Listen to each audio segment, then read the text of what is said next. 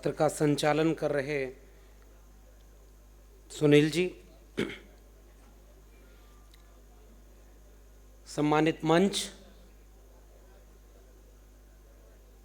और इस सभागार में उपस्थित आप सभी सम्मानित लोगों को मेरी ओर से इनकलाबी सलाम है। जय भीम, जय मंडल, जय संविधान है। आज मैं पहली बार दक्षिण भारत की तरफ आया हूं और मजबूरी इसकी ये है कि मुझे हिंदी ही बोलना पड़ेगा क्योंकि मुझे अंग्रेजी उतने अच्छे से नहीं आती। लेकिन जैसा कि इस पूरे आयोजन में मैं देख पा रहा हूं, यहाँ इस परिसर में एक मिनी इंडिया बस रहा है, इसलिए यहाँ भाषा का कोई बैरियर नहीं। जिस वक्त हम दक्षिण भारत के इस कोने में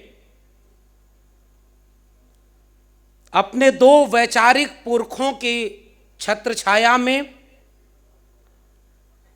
सामाजिक न्याय, समता, बंधुत्व के विचार पर आधारित भारत के संविधान के मूल्यों पर आधारित एक आयोजन में शामिल हैं, उसी दौर में इस देश के उत्तरी हिस्से में हरिद्वार में एक धार्मिक संसद आयोजित की जाती है, जहां नारा लगाया जाता है कि हम हिंदू राष्ट्र बनाने के लिए जरूरत पड़ी तो लोगों का नरसंहार भी करेंगे। मुझे लगता है कि मैं एक ऐसे मंच पर खड़ा हूं जिस मंच और जिस नाम के भीतर वो ताकत है कि इस तरह घोर संविधान विरोधी लोगों को जवाब दे सकते हैं और बाबा साहब और बिरसा फुले अंबेडकर के सपनों का भारत बना सकते हैं। इसलिए मैं गौरवान्वित हूं कि मैं ऐसे मंच पर खड़ा हूं।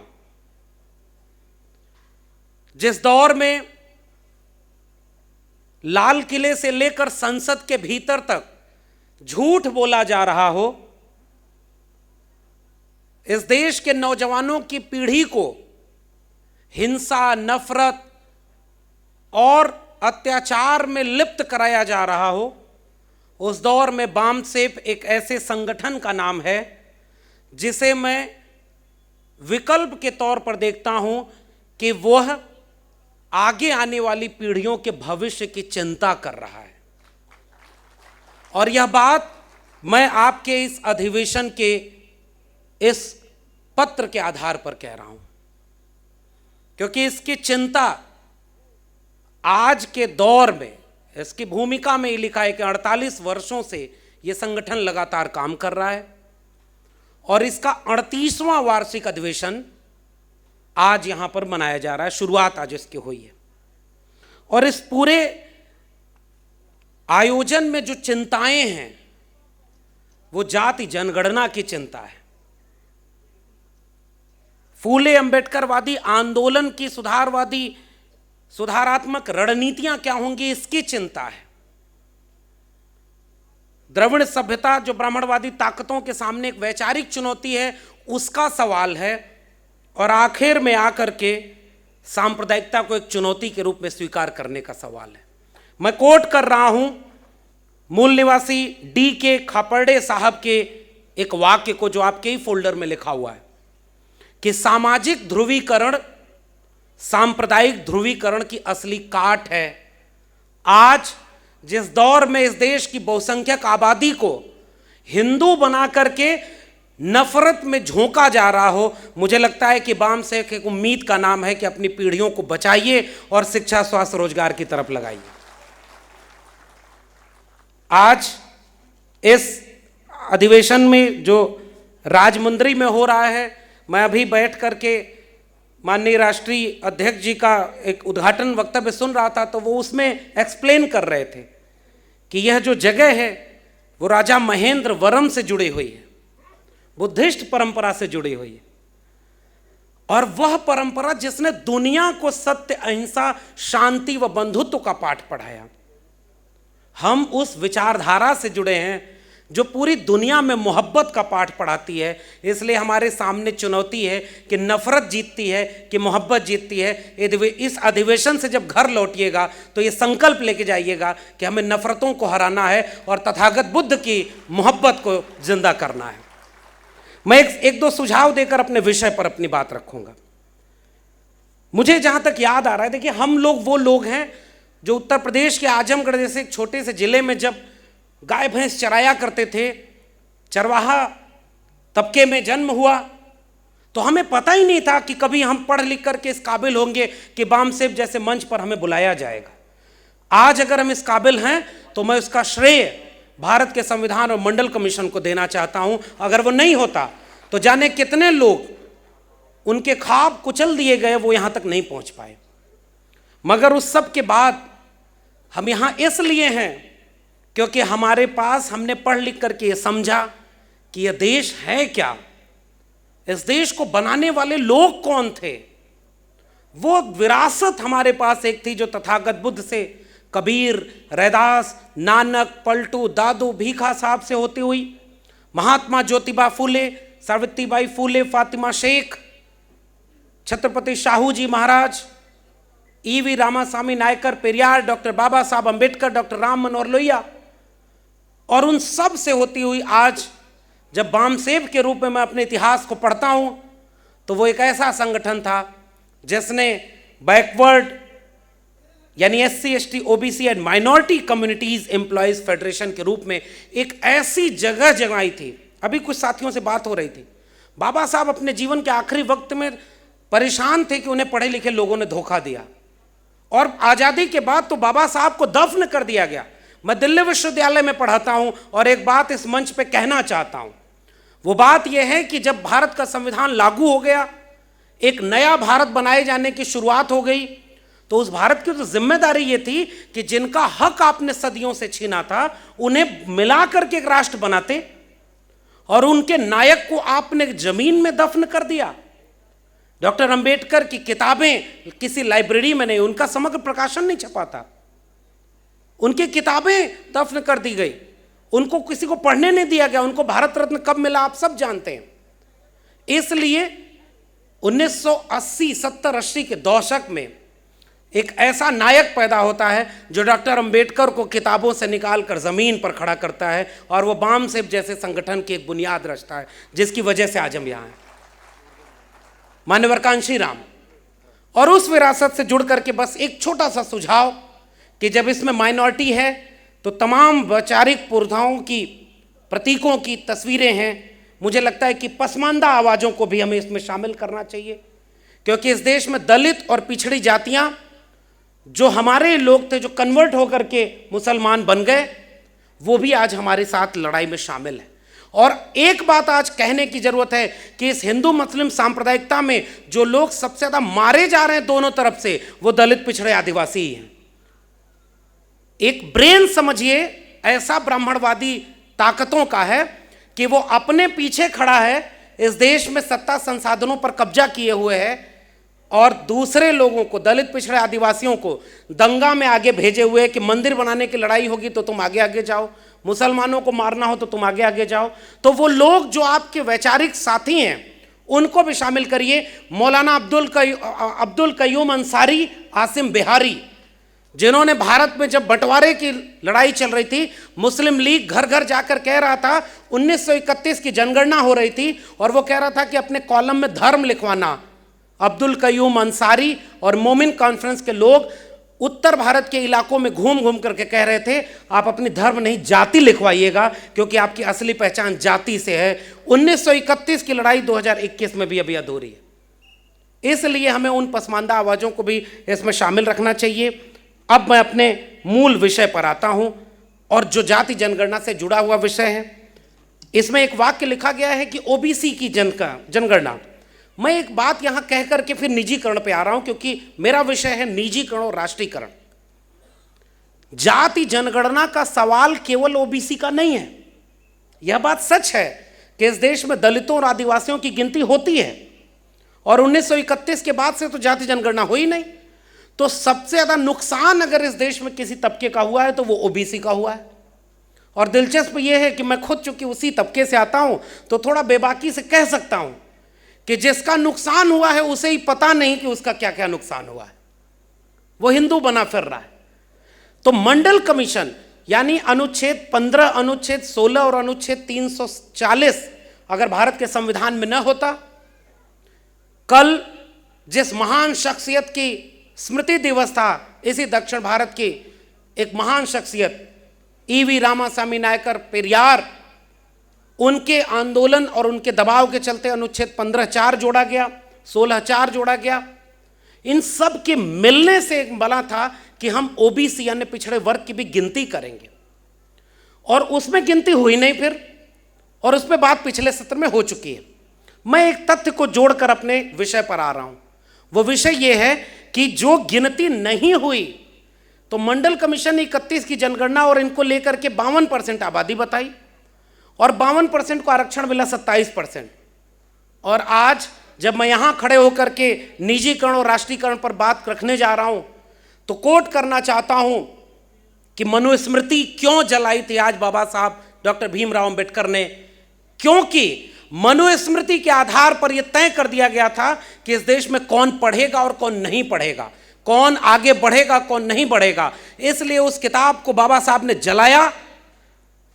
उनको जब मौका मिला तो उन्होंने मनुस्मृति लिखी जिसमें महिला भी गुलाम है, दलित भी गुलाम है, पिछड़ा भी गुलाम है, आदिवासी भी गुलाम है। और जब हमारे पुरखे को मौका मिला तो उन्होंने सबको बराबर का हक लिख दिया। डॉक्टर भीमराव अंबेडकर ने सबको बराबर का हक लिखा है, और उन्हीं ने एक चिंता जाहिर की थी कि इस राष्ट्र में अगर स्टेट मजबूत नहीं होगा तो जिसकी जेब में पैसा नहीं है, जिसको सदियों से वंचित रखा गया, जिसको शिक्षा नहीं मिली, जिसके पुश्तैनी पेशे धीरे धीरे कमजोर होते जा रहे हैं, वह अगर निजीकरण की ओर चला जाएगा, राज्य अपनी जिम्मेदारी कम कर लेगा, तो फिर तो यह देश विषमता के दौर में चला जाएगा। इसीलिए उन्होंने 26 नवंबर 1949 को अपने आखिरी संविधान सभा की बैठक में ये चिंता जाहिर की थी कि हमने एक व्यक्ति एक वोट का अधिकार तो दे दिया, मगर जब तक सामाजिक और आर्थिक गैर बराबरी दूर नहीं होगी, राजनीतिक बराबरी कभी हासिल नहीं की जा सकती।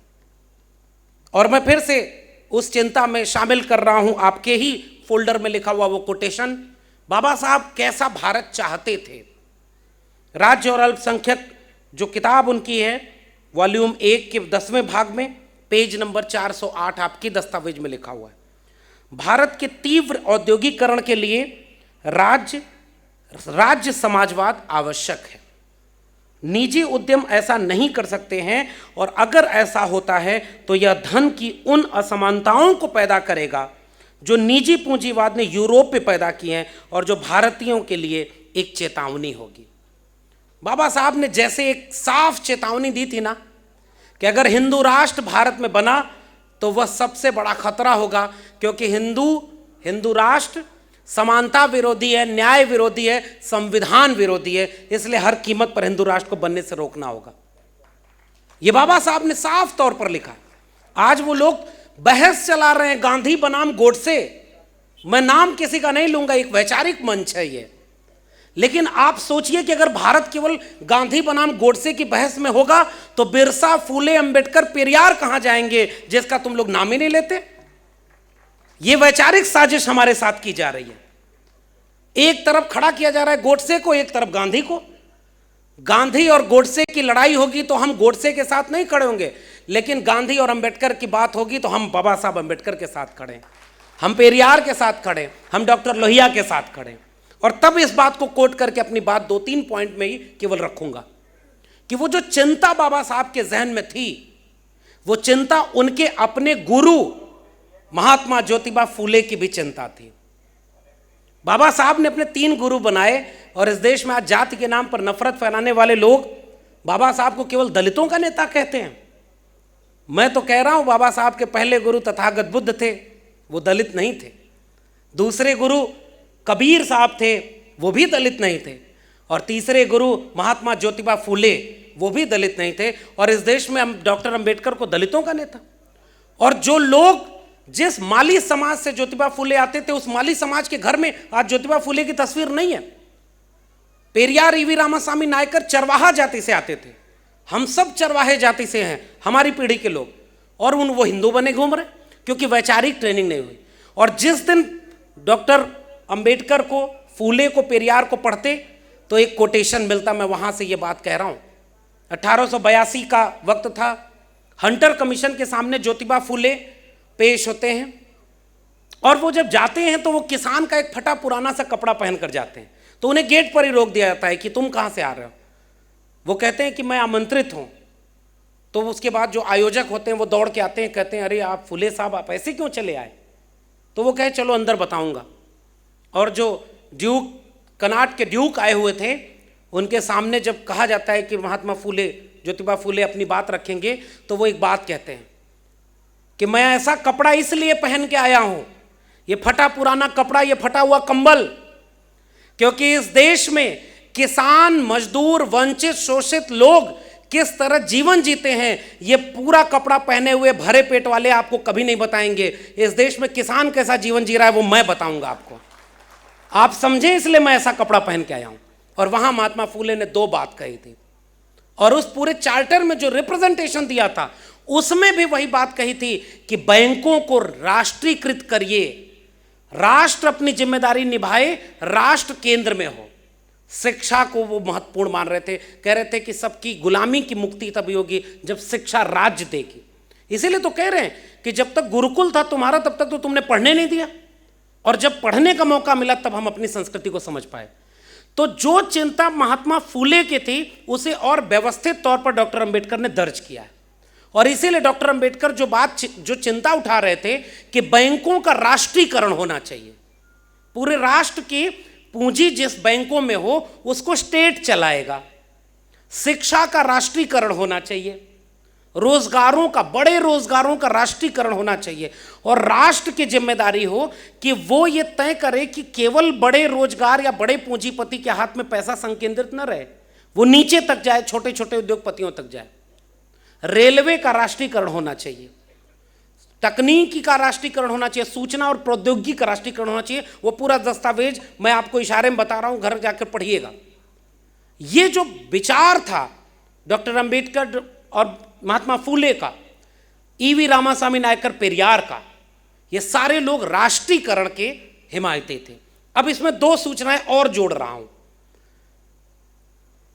उत्तर प्रदेश में 1970-80 का दशक था, महामना रामस्वरूप वर्मा वित्त मंत्री बनाए गए थे, और उन्होंने जो बजट पेश किया था, आजकल बजट घाटे में है, उन्होंने फायदे का, मुनाफे का बजट पेश किया। उसमें कृषि पर जो बजट था वो ज़्यादा बढ़ाया, शिक्षा पर बजट बढ़ाया, सिंचाई पर बढ़ाया, रोजगार पर बढ़ाया, फिर भी मुनाफे में रहा। जब जब इस देश के सामाजिक न्याय के मूल निवासियों को मौका मिला, उन्होंने सब कुछ मुनाफे का दिया, और जिन्होंने इस देश को सदियों से लूटा है उनको जब मौका मिला तो जो बचा खोचा था उसे भी बर्बाद कर दिया। ये मुश्किल है हमारे सामने।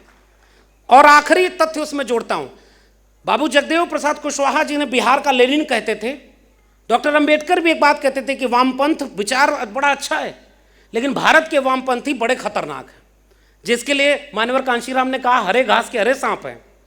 वो इसलिए क्योंकि वो जाति से ऊपर उठ ही नहीं पाए। वो आज भी विश्वविद्यालयों में बैठकर एनएफएस कर रहे हैं। आपने सुना होगा, इलाहाबाद का एक विश्वविद्यालय है, वो ओबीसी की सीटों को कह रहा not found suitable. Jawaharlal Nehru विश्वविद्यालय जिसमें तमाम प्रगतिशील लोग बैठे हुए, 30 नंबर के वाइबा में दलित, पिछड़े और आदिवासी को 1 नंबर दे रहे हैं। ये लोग जाति से उठ ही नहीं पाए। तो इस तरह से जो चिंता थी, उस चिंता को समेटने के विचार का नाम है सामाजिक न्याय। तो बाबू जगदेव प्रसाद कुशवाहा और रामस्वरूप वर्मा ने मिलकर एक संगठन बनाया था 1968 में। उस संगठन का नाम था शोषित समाज दल। उसी शोषित समाज दल का नारा जो अर्जक संघ, त्रिवेणी संघ से मिलकर निकला था कि मनुवाद की क्या पहचान, ब्राह्मणवाद की क्या पहचान, गिटपिट बोले करे न काम, और मानववाद की क्या पहचान, ब्राह्मण भंगी एक समान। जिसमें समता की चाह नहीं वह बढ़िया इंसान नहीं, समता बिना समाज नहीं, बिन समाज जनराज नहीं, जो जमीन को जोते बोए वो जमीन का मालिक होए। आज इस देश में 1% जमीनें भी दलितों के पास नहीं है। किसान आंदोलन हो गया, आपने जिक्र किया है, जब जब ऐसी चीजें होंगी हम इस तरह के आंदोलनों के साथ खड़े होंगे। लेकिन एक सवाल भी तो पूछेंगे कि इस जमीन पर मालिकाना हक किसका है, और उस जमीन को भी अब निजीकरण के हाथों बेच रहे थे। तो उस शोषित समाज दल के नारों में एक नारा बुलंदी से शामिल था, वो पेरियार ललई सिंह यादव का था। बलिदान न सिंह का होते सुना, बकरे बलिवेदी पर लाए गए, न काटे टेढ़े पादप गए, सीधों पर आरे चलाए गए, विषधारी को दूध पिलाया गया, विषहीन सदा तड़पाए गए। यह विचार था हमारा। और उन लोगों ने जो मैनिफेस्टो जारी किया था 1973 में, उसमें यही बात कही, बैंक, शिक्षा, लघु उद्योग, वृहद उद्योग, रेलवे, वित्तीय निगम और कृषि, इन सब को राष्ट्र केंद्र में रख करके अपनी योजनाएं बनाएगा। लेकिन 90 के बाद 9 उदारवादी नीतियां आई। उन्होंने ये तय कर दिया कि राष्ट्र अब नीति नहीं बनाएगा, अब इन सारी चीजों को प्राइवेट हाथों में धीरे धीरे भेजा जाएगा। और वो पॉलिसी आ गई LPG, लिबरलाइजेशन, प्राइवेटाइजेशन, ग्लोबलाइजेशन। अब उसमें हुआ क्या, मैं आखिरी में पॉइंट ये बात बोल करके अपने नियत समय में अपनी बात रखूंगा कि उसमें हुआ ये कि जो लोग कमेरा जाति के लोग थे, चौधरी छोटू राम कहा करते थे, इस देश में 10% लुटेरे हैं और 90% कमेरे हैं। कमेरे मतलब जो हाथ से श्रम करके काम करते हैं, और उसी को रामस्वरूप वर्मा और जगदेव बाबू श्रमजीवी कहते थे। उसी को सबको मिलाकर मान्यवर काशीराम बहुजन कहते थे। उसी को मिला करके हम सब कहते हैं यह जंग आज भी 90% कमेरों और 10% लुटेरों के बीच है। अब वो जो 10% लुटेरे हैं ना, उन्हीं को पूरा 90% का हक बेचा जा रहा है। यही है निजीकरण, इतना ये निजीकरण। अगर 90% लोगों को 90% हक मिल जाए, वो है राष्ट्रीयकरण। मैं आसान भाषा में बता रहा हूं। तो 90 के बाद जब सब कुछ निजी हाथों में बेचा जाने लगा गया, तो उसमें सारी सरकारें दोषी हैं। उस समय जितने लोग कमेरा जाति के लोग थे जो हाथ से श्रम करते थे, कुम्हार, लोहार, बढ़ई, नाई, मोची, मेहतर, जुलाहा, तमाम जातियां जो श्रम करती थीं, उनके हाथ से तो धंधे खत्म हो गए।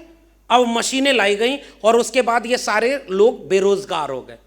तो राष्ट्रीयकरण का सवाल रोजगार से भी जुड़ता है।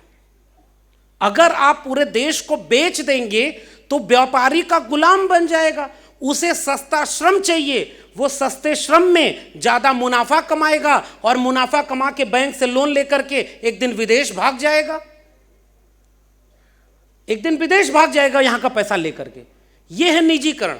अब उसके बाद क्या हुआ कि जो बैंक था, LIC थी, रेलवे था, कृषि, और वो तो बचा लिया किसानों ने थोड़ा बहुत।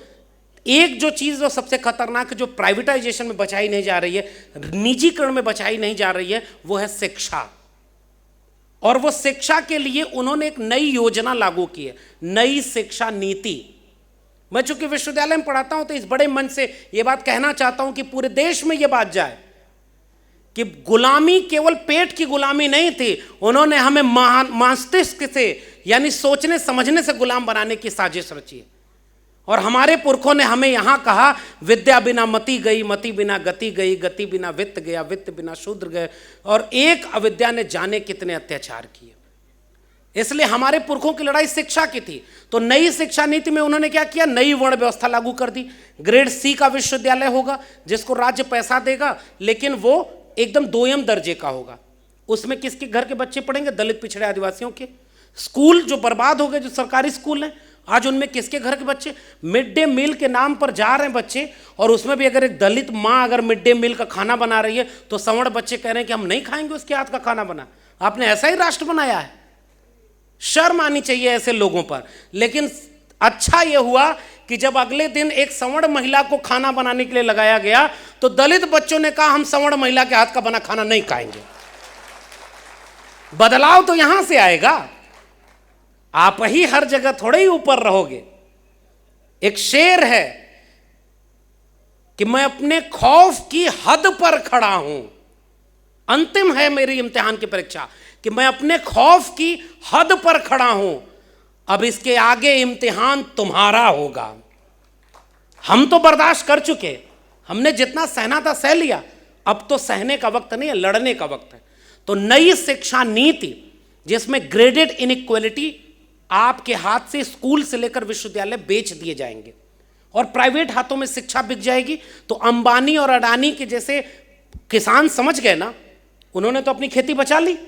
लेकिन अगर इस देश में 90 के बाद तो पहली बार बहुजन पहुंचे। मैंने एक आरटीआई लगाई थी, 1 जनवरी 2020 को उसके आंकड़े आए और उस आंकड़े को मैं पढ़कर आपको सुना रहा हूं। 98% प्रोफेसर जो ओबीसी की पोस्ट थी वो खाली पड़ी है। 95% शेड्यूल्ड ट्राइब यानी आदिवासी की पोस्ट खाली पड़ी है प्रोफेसर की देश के केंद्रीय विश्वविद्यालयों में, और 93.6% पोस्ट शेड्यूल्ड कास्ट यानी दलितों की खाली पड़ी हुई है।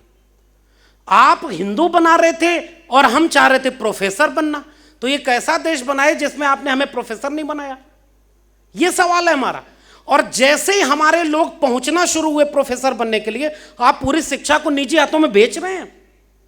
नई शिक्षा नीति आपके बच्चों के हाथ से शिक्षा रोजगार दोनों के मौकों को छीन करके वापस वो इसी मनुस्मृति को लागू करना चाह रहे थे जिसको हमारे पुरखे आज से 100 साल पहले आज ही के दिन जला गए थे। ये हमारे सामने सबसे बड़ा खतरा है।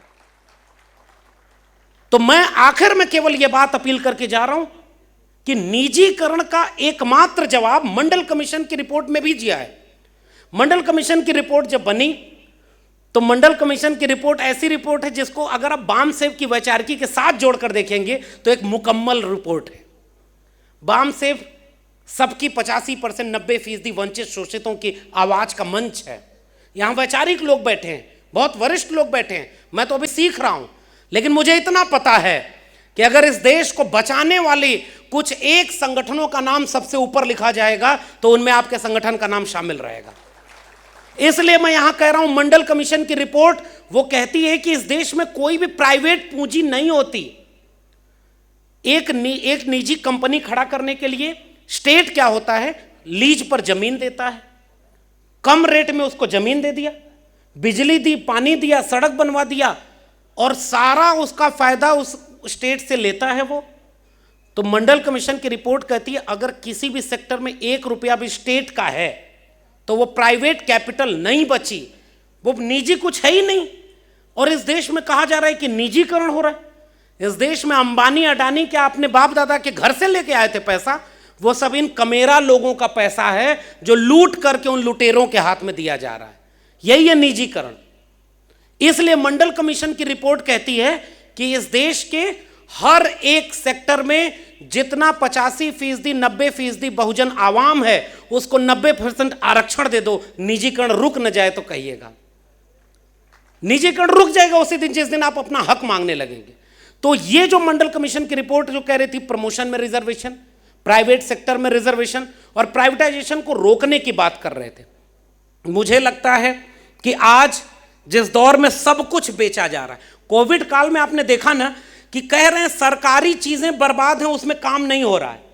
उन्होंने मास्टरों तक को बदनाम कर दिया। मेरे अपने इसी साउथ इंडिया के रहने वाले हमारे दिल्ली विश्वविद्यालय के प्रोफेसर हैं, प्रोफेसर हैनी बाबू, भीमा कोरेगांव के मामले में उनको साजिशकर्ता बना करके जेल में रखा गया है। मैं यहां से कह रहा हूं कि इस देश को बर्बाद करने वालों को डर है, जो भीमा कोरेगांव की सेलिब्रेट करते हैं उनसे डर है, और जो खुलेआम हत्या करने और नरसंहार करने का बात कह रहे हैं उनसे डर इस देश को नहीं है।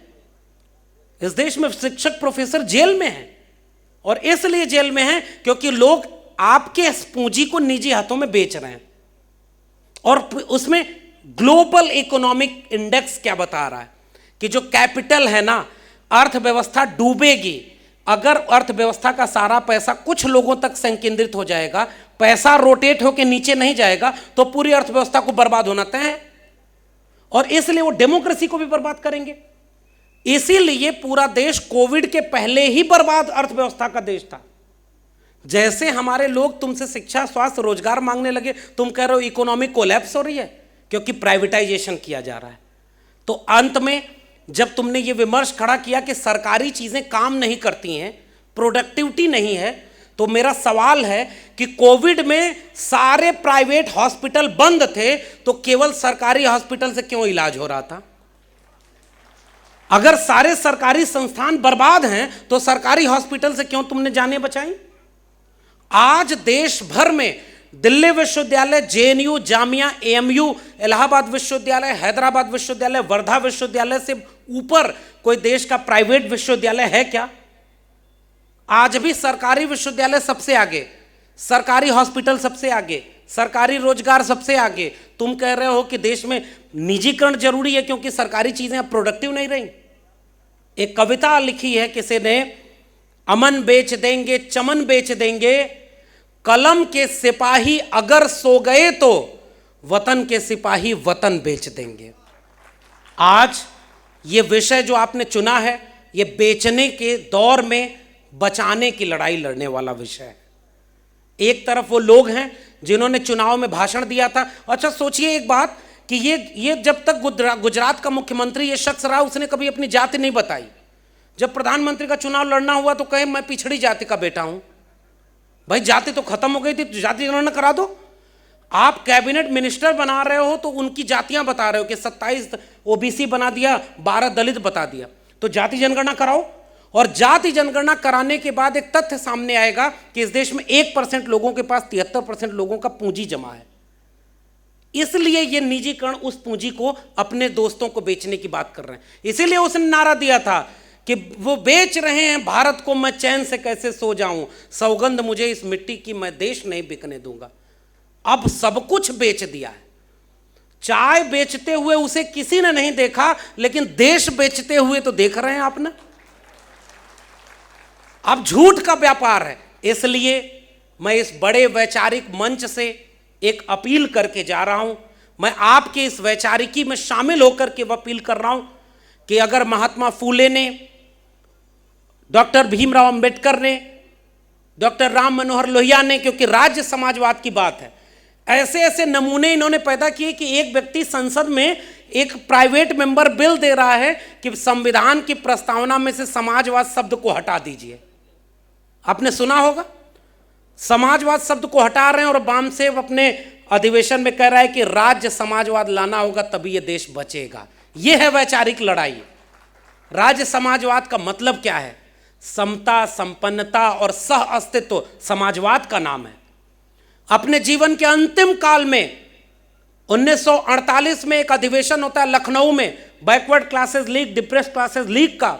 उसकी अध्यक्षता करने के लिए बुलाया जाता है बाबा साहब डॉक्टर भीमराव अंबेडकर को। 1952 में एक अधिवेशन होता है डिप्रेस क्लासेस लीग का, SC ST OBC तीनों मिलकर के EV रामास्वामी नायकर पेरियार को अध्यक्षता के लिए बुलाते हैं। और 1956 के आसपास डॉक्टर लोहिया और डॉक्टर अंबेडकर मिलकर एक राष्ट्र बनाना चाह रहे थे।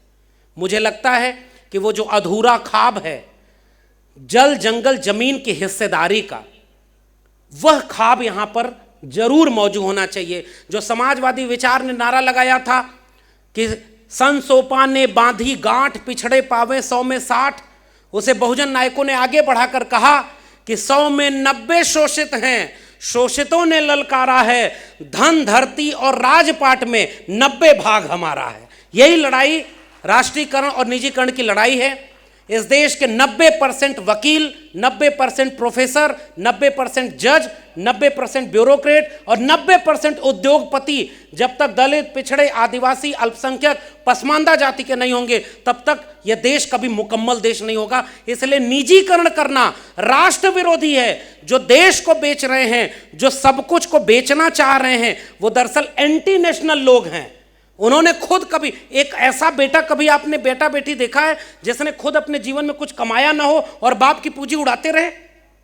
इस देश में पूंजी बनाने वाले लोग तथागत बुद्ध से लेकर के मान्यवर कांशीराम तक थे। उन्होंने पूंजी बनाई है, उनके श्रम से यह देश बना है। और आप उसे, जब उनके बच्चे शिक्षा, स्वास्थ्य, रोजगार मांग रहे हैं तो उसे आप निजी हाथों में बेच रहे हैं। इस मंच से यह अपील करके मैं आपसे विदा लेना चाहूंगा कि अगर आने वाली पीढ़ियां ये सवाल करेंगी कि हमारी शिक्षा तुम्हारे सामने नई शिक्षा नीति के नाम पर निजी हाथों में, अंबानी अडानी के हाथों में बेची जा रही थी। खुला तो है दिल्ली के बगल में MIT university, Galgotia university, lovely professional university, उनमें देखिए एक भी दलित, पिछड़े, आदिवासी लोग नहीं मिलेंगे।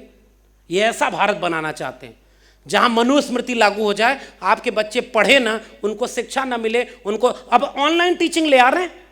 ऑनलाइन टीचिंग में कौन पढ़ेगा? मैं अपनी क्लास में बता रहा हूं 50 बच्चे पढ़ते हैं और आज 25 बच्चे क्लास अटेंड करते हैं और जो 25 क्लास नहीं आ रहे उनमें 90% दलित, पिछड़े, आदिवासी बच्चे हैं। वो पहले शिक्षा से दूर हो गए और इसलिए आप शिक्षा को बेच रहे हो। इसलिए मैं आपसे अपील करके जा रहा हूं, आज की लड़ाई, हमारे दौर की लड़ाई जाति जनगणना के साथ निजीकरण के खिलाफ सबसे बुलंदी से लड़ी जानी चाहिए, पूरे देश में लड़ी जानी चाहिए, तभी हम आने वाली पीढ़ियों का वक्त बचा पाएंगे। और बामसेफ तो एक बड़ा संगठन है। आपने मुझे आमंत्रित किया, एक किस्सा सुना करके बस विदा लूंगा कि जंगल में आग लगी तो तमाम पक्षी भाग रहे थे। एक चिड़िया अपनी चोंच से उस आग पर पानी डाल रही थी, पक्षी उड़ नहीं रहे थे, तो एक कविता लिखी कि आग लगी इस वृक्ष को जलने लागे पात, उड़ते क्यों नहीं पक्षियों जब पंख तुम्हारे पास। उन पक्षियों ने जवाब दिया था, वही बहुजन वैचारिकी के नौजवानों का जवाब होगा कि फल खाएं इस वृक्ष का और गंदे कीन्हे पात, तो हमारा धर्म यही है जलें इसी के साथ। हमारा वतन है ये, और ये हमारा वतन निजी हाथों में, चंद पूंजीपतियों के हाथों में बेचा जा रहा है। तो वो जो चिड़िया आग पर पानी डाल रही थी, जंगल के जानवर उससे हंस रहे थे, पूछ रहे थे तुम्हारे इस थोड़े से पानी डालने से क्या फर्क पड़ेगा। उस चिड़िया ने जो जवाब दिया था, मुझे लगता है बामसेफ तो बड़ा संगठन है, ये तो पूरे देश में क्रांति कर सकता है और कर रहा है। लेकिन उस चिड़िया ने जो जवाब दिया वही हमारा जवाब है कि मुझे पता है कि मेरी चोंच के एक बूंद पानी से ये जंगल की आग नहीं बुझेगी, लेकिन जब इस जंगल की आग का इतिहास लिखा जाएगा कि जब सांप्रदायिकता के नाम पर नफरत के भाषण दिए जा रहे थे, जब देश को निजी हाथों में बेचा जा रहा था, जब जाति जनगणना नहीं कराने के लिए झूठ बोला जा रहा था, जब कोरोना में लाशें तैर रही थीं, जब इस देश में जातिवाद करके तमाम तरह से इस देश के सत्ता, संसाधन और हिस्सेदारी को अवैध कब्जा किया जा रहा था, ऐसी जंगल की आग में जब उसका इतिहास लिखा जाएगा तो मेरा नाम आग लगाने वालों में नहीं, आग बुझाने वालों में शामिल होगा। वो बामसेफ का मंच कर रहा है। आपने मुझे आमंत्रित किया। जय भीम, जय मंडल, जय संविधान, जय मूल निवासी। बहुत बहुत शुक्रिया।